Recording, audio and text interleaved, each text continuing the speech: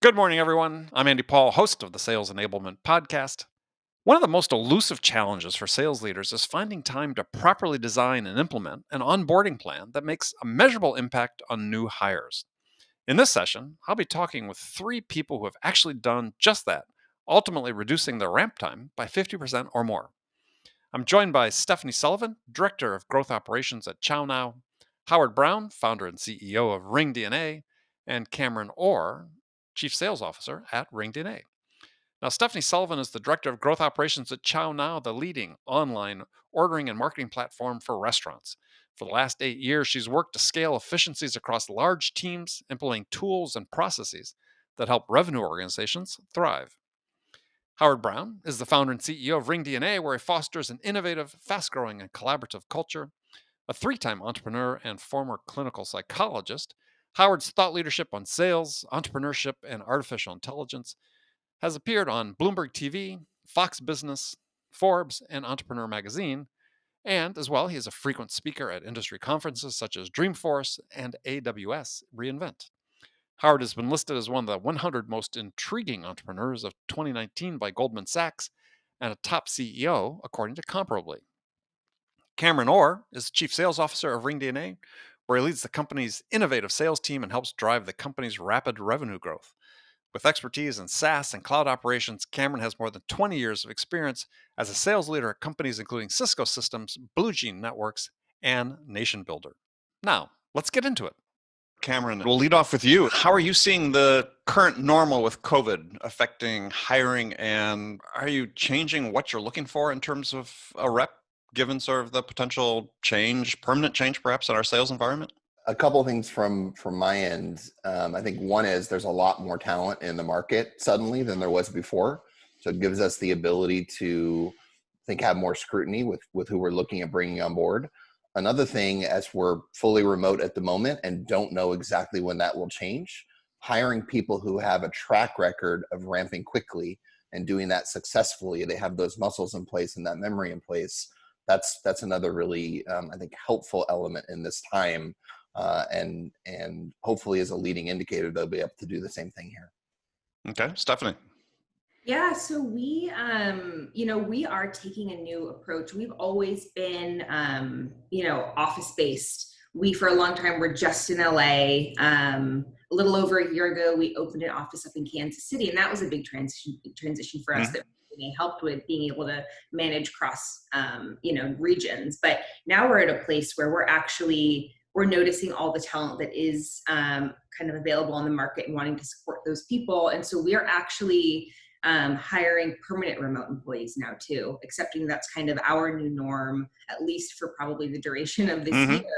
And knowing that if we have the ability to kind of expand who we're looking for, take on employees who we know we probably will never be sitting next to, we have the ability to say we can hire in Boston, in New York, in Chicago, in Florida, wherever it might be for the right talent, and really support the economy in that way and support our business by getting the right people, and having the tools to do that is just critical for us right now.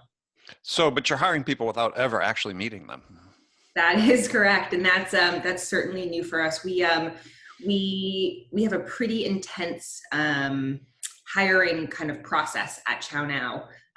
We go through many rounds. It's so important to get the right culture fit, to get the right voices on the phones, and so to be very quickly having had switched that to be all remote, from the hiring manager perspective, how do you hire remote? How do you vet from the prospect, the candidate perspective? How do they put their best foot forward all on the phone? But what we really, I think, had to shift to is what, and maybe this is an advantage in some ways, but what sounds good on the phone, right? Like that's something that we're different now. It's, you get to meet someone in person and you put them on the phones and you hope it sounds as good, but really now we're having an interface that's so similar to what the norm is going to be.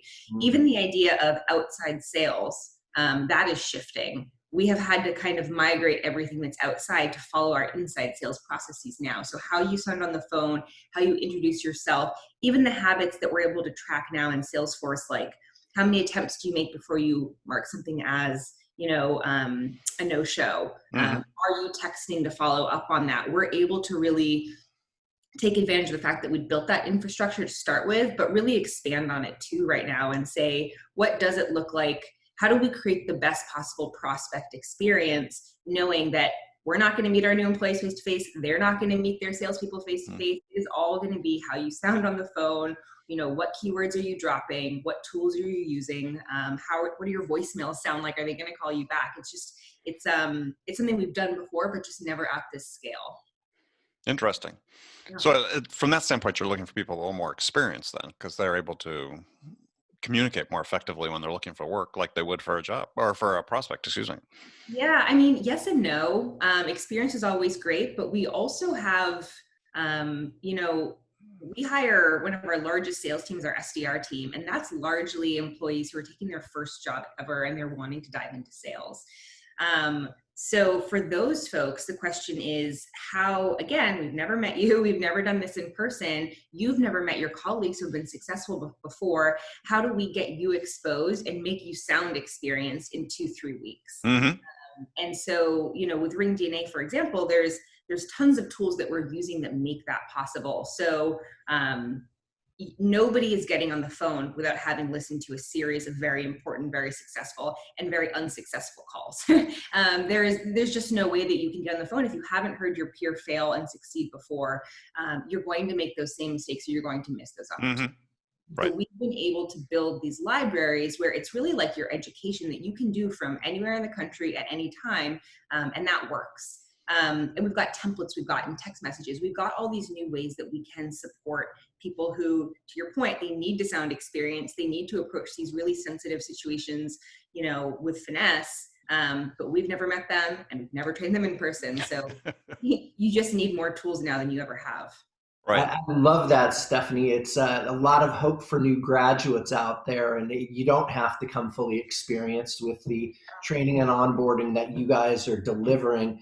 You're turning new graduates, you're turning younger people with less experience into successful reps. That's a really encouraging story. Yeah, absolutely. And from being able to support new hires who are walking into, new kind of candidates in the employee pool who are walking into not the most ideal economic situation, be able to offer something that might feel intangible otherwise, or again, the idea of people who, as I'm recruiting, it's important to me to take into account, are there businesses that have had to have layoffs? That's something that we want to absolutely support and find those people and bring them over and train them to get ramped as fast as possible in our environment, but really support the economy in that way. And it's just a huge leg up for us to have these resources.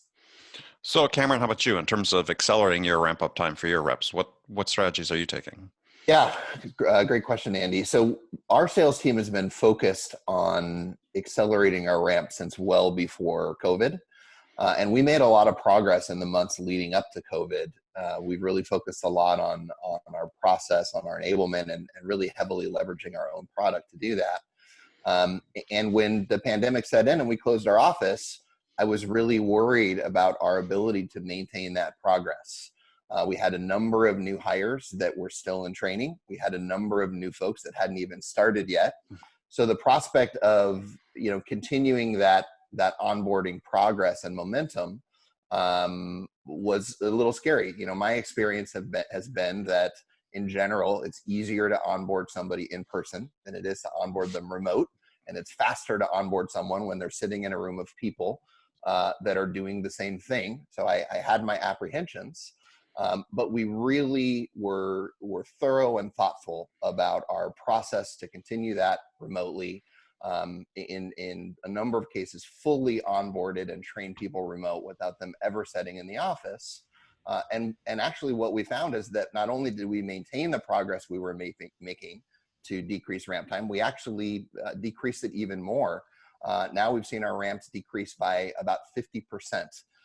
And we've made more progress since we've been fully remote than when we were in the office. And a few specifics around how we're doing that. One is we're relying very heavily on our tool, and we're setting milestones where reps have a lot of motivation to hit those milestones. So they're listening to more calls than they have before. One of the things that Stephanie said that I love is not just the great calls, but the terrible, the calls that don't go so great as well, because it's such a good learning experience. And not only are they listening to those, they're doing a lot of role playing. They're using our conversation AI tool to coach themselves, to coach each other. It feels like people are busier than ever, now, and we're also using our capabilities to have managers and top performing reps annotate those calls of new hires after hours. I think going back to what I mentioned, having reps listen to their own calls, coach themselves, comment on areas that they were uncomfortable or nervous. So annotate their own phone calls. Yeah, absolutely. Right. That's something that's been extremely helpful. So I've learned something new the last few months, which is that it is very possible to not only make a lot of progress, but accelerate it, even when fully remote. Who says you can't teach an old dog new tricks? Well, and so I presume as things continue to evolve going forward, that you're not going to go back to the way you did it before. No. I think even being in the office in the future, what we've learned about leveraging our platform, leveraging conversation AI to do the call coaching, the metrics we've put in place, that's been another big element. So instead of just turning it over to reps and saying, hey, listen to as many calls as you want to, or as many calls as is helpful, we have specific metrics in place around how many calls they need to join, how many calls they need to annotate, how many role plays they need to do. Give us an example. Yeah, sure. So for new hires, we're asking them to listen to a minimum, obviously it varies depending on what stage of the training, Sure. But as they're starting out, they're listening to at least 10 really positive customer calls every week. They're listening to 3 or 4 calls that didn't go so well. They're doing role plays with each other and by themselves every single day. And their managers are reviewing their own coaching on themselves to measure that progress, verify that they're doing it, add additional coaching on top of their own coaching. So the collective benefit of all that in that structure, where we are setting those milestones, we have the metrics around it, that's been really powerful for us. And so you're talking about decreasing ramp time by 50% roughly. So what is that time frame now? So we actually track this in a number of different ways, from getting to first deal to building the pipeline to actually hitting their ramp numbers. So we've seen our ramp decrease from roughly 12 months to significantly less than 6. Got it. Stephanie, how about you? Yeah, so for us, of course, we've shortened our time significantly with RingDNA, but I think what's also really interesting is we've been able to scale it significantly. So we are a business, and this is not anything to necessarily celebrate right now, but we are a business who can actually help with everything that's going on related to doing to-go online ordering for restaurants. Right. So what that means is we've actually had to scale faster than we ever have in all the years that we've existed as a business. So the question, of course, is how do we ramp faster, but also how do you train 15 people in a hiring class when you're using 1 or 2? And so, the key there, as obvious as it might sound, is how do you not be with every single person at every single moment and still have them move along in the ramp process? Right. So in order to do that, we need to use, of course, starting just like you, Cameron, with listening to as many calls as possible, listening to previous or reading along previous annotations that managers have made to see what coaching has looked like to other reps. Absolutely, we need every single activity auto-logged into our system so we can track what is their total, outbound calls, what are their voicemails they're leaving, how many texts are they sending, what does their talk time look like, what does their over talk look like? All these stats that, again, you only would have been able to really gather if you were one-on-one all day, and now we are, one to many far away. So just the ability to say right now we have 2 managers. We don't want to hire 5, 6, 7 managers just to support ramp. That's not going to be a good long-term solution. So how do we make it so that you can train too many at the same time? And RingDNA technology is really the only solution we've been able to find that can do that. And that's to the point where if you think about it, with online ordering, our portfolio size growing, that starts with SDRs, which has been a huge hiring process. That moves to our sales reps. That goes to our post-live and post-sale teams as well. So we've actually, it was kind of a non-negotiable for us. We had to introduce these as well to the onboarding teams and to the teams. That was the only way that we were going to be able to actually support new hires there to fill the new funnel, the size of the new funnel. Right. And the only way that we could need to continue to manage on those teams as well. Yeah. So in terms of specific KPIs you're looking at with your onboarding, again, what's your ramp times you're looking at, and what have you achieved? Yeah, so we, a year ago, we had about 3 SDRs. Today we have 20 on our way to 30. So that's pretty significant for us. We are at about, reps are on the phones after about 9 or 10 business days at this point, which is pretty fast for us. That's not, spread your wings and go fly. We're still supporting them through our call monitoring and barging when we need. But they are actually able to get on the phone and start setting opportunities, which is, their core KPI on their 9th or their 10th day. And we see that actually happening. They're on their way to hitting their quota really within 2 weeks. Amazing. Very interesting. That is amazing.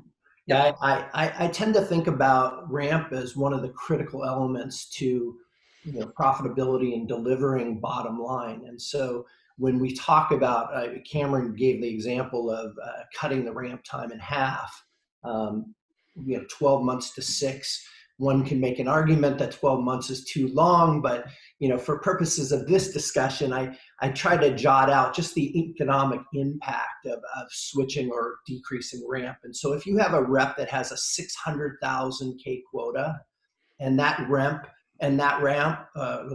is supposed to be fully ramped by month 8, if you decrease that ramp by 3 months, basically your expectations of that rep at 8 months are that they're going to generate 387,000 K in year 1, 12 months.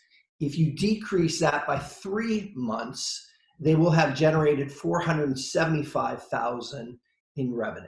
Okay, which essentially is an $87,500 increase in bookings revenue or ARR, however you look at it.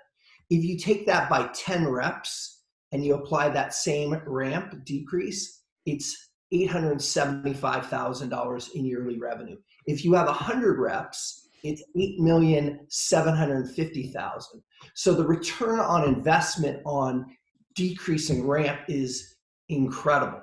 So this isn't one of those topics, we'd like to get people there. If you can change direction, if you could get people ramping faster, it makes a huge bottom line impact to your business. Yeah, I'll also add, we were able to actually raise our quota. This was actually pre-COVID, but with all of the ways that we had kind of improved the efficiency of the team, the ramp time of the team, the ability to kind of monitor and support on a day-to-day basis from a manager perspective, we were actually able to increase our quota. And also we were able to increase the qualifications for something to count towards quota. So not just setting a demo, for example, for our SDRs, but there are additional qualifications to consider at a sales accepted opportunity. And we're able to actually track and monitor those things based upon the questions that we hear are being asked, the length of the call they're having, things like that. So overall, each kind of step towards hitting their quota is that much more fruitful for the organization. So one of the points, go ahead, Cam. Sorry. I was just going to say, there's so many ways that an organization gets value from this.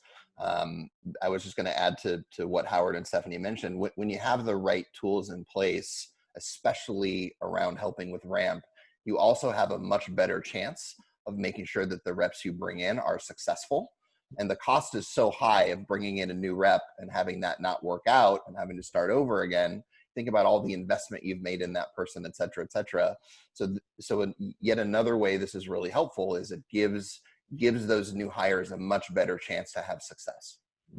Well, implicit with what Stephanie was saying, I was wondering if everybody's experienced the same thing, is that the ratio of manager to or coach to rep actually has gone up, right? That you perhaps don't need to scale on the coach manager side as much as you might have thought before. So Stephanie, tell us a little bit about that. Yeah, absolutely. So, if we flash back 2-3 years ago at Chow Now, the ratio that we had to determine for manager to rep was really based upon how many one-on-ones can you handle in a week, how many hours can you shadow per person, and what are we determining is appropriate. And so, looking at that, the ratio was pretty small. Mm-hmm.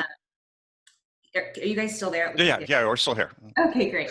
So look, so you could only really successfully support in our organization 4 or 5. After that, we did go higher than that, but you did see a drop off. You saw long ramp times, you saw longer time to hire, you saw maybe less people make it through the process. But now we are over 10 really that we can support, and on a in a really oversimplified tactical perspective, what that means is, in our remote world right now, what do you always have up on your screen? You always have up on your screen that the dashboard that shows who's actively on a call, who's off a call. That way you have a pulse all day, what's going on the floor. Then you have up your Salesforce dashboard, which Rain DNA does create one for you as part of the package, but you can also tweak and optimize based upon your own use case, which we've done. And so you've got that up as well. That's kind of looking at your overall, how close are we to our daily, our weekly, our monthly KPIs.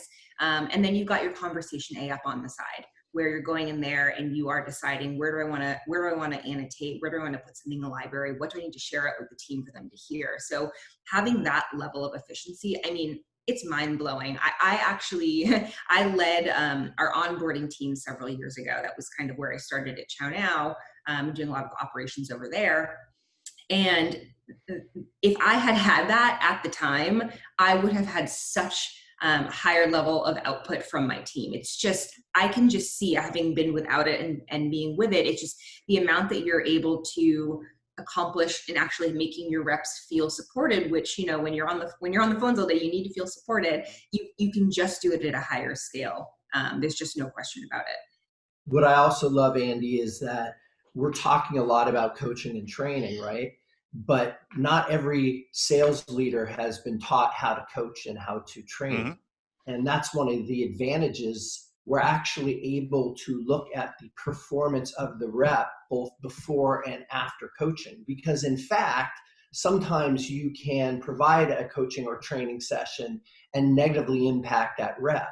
Right. And so as a manager, as a leader, I also want to know how my managers are doing, how successful they are, and provide them with coaching feedback and support as well. So it's not just about coaching the rep, it's also supporting the coaches, the trainers, and making sure that they have the tools necessary to improve their craft and their skill as well.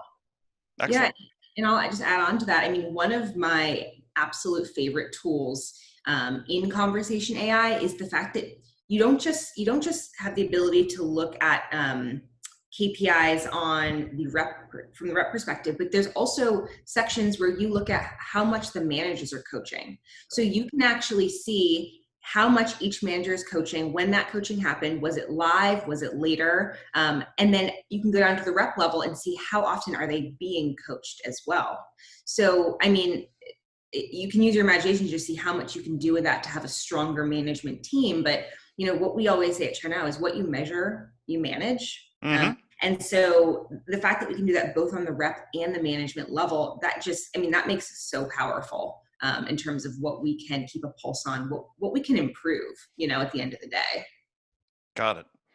So, sir, summing up is, and we'll start with you, Cameron, is the next normal, whatever that's going to be. What are some of the critical lessons you've learned now that you can apply then for your onboarding and ramping? I would definitely say that what we've learned the last few months is going to make us even more successful when we are back in person at some point. And I think some key highlights of that, you called out one of them, and that is just having a culture of coaching, not just at the manager level, but across the entire organization, at the SDR level, the AE level, and not just coaching someone else, but coaching yourself. Mm-hmm. That is a really key thing that, that we've learned now more than ever, and that we'll continue to do that, when we're back in the office. I also think that leveraging the entire team, again, the best practices of the entire team. We have a global team that is really powerful. And the last thing I would say is, there is so much ability now more than ever, and really the need now more than ever to take advantage of time, right? So, whether that's, during the day, whether that's in the evening, whether that's on the weekend, there's a lot of time for people when they have time to go in, help themselves, help each other, and share what they're doing with the rest of the organization very quickly and very easily. Very cool. Stephanie. Yeah. So, I think that one of the things that we're all kind of, whether you like it or you hate it, that we're coming to accept is that there is going to be an element of the world that is remote, at least, for the foreseeable future. Mm-hmm. There's kind of these big players, Twitter and maybe Facebook, that are saying like there's going to be remote elements maybe forever. So how do we turn that into something that makes us more powerful as opposed to something that we kind of fear? And so for us, that is having resources like Ring DNA across the board for any team who is on the phone. And just to kind of, repeat what we've been saying, but the fact that coaching needs to be looked at through a new lens, and it just needs to be a part of the day-to-day. For example, since rolling out Ring DNA to our post-live teams, I actually had a manager say to me, thank you so much. I feel like I can actually manage again. Which I mean, that's the whole point, right? Is like, we're in this new world. It may not be temporary. We have to get used to that. And there's benefits to it, but how do we take advantage of them? And so for us, it's just the ability to say, like, no matter how many miles away I am from you, I'm here, I'm supporting, and I'm making sure our prospects are getting the best experience. So for us, it's the biggest thing is the ability to manage and be managed, and do that effectively and quickly. Mm-hmm. I love that point about, this next normal is nothing to be feared. Actually, we can embrace it because we have the ways and tools to enable our sellers to perform at high levels. Yeah, and let's say we all, go back to the office tomorrow. That doesn't mean that you need to start saying, well, I can only coach you if I'm sitting next to you. Like, there are still going to be advantages to saying, regardless of where we're sitting from each other, that I can have more impact across people in a given moment. Got it. All right. Well, good. Well, thank you everyone for participating in this session. Thank you so much. Thanks. Thank you so much.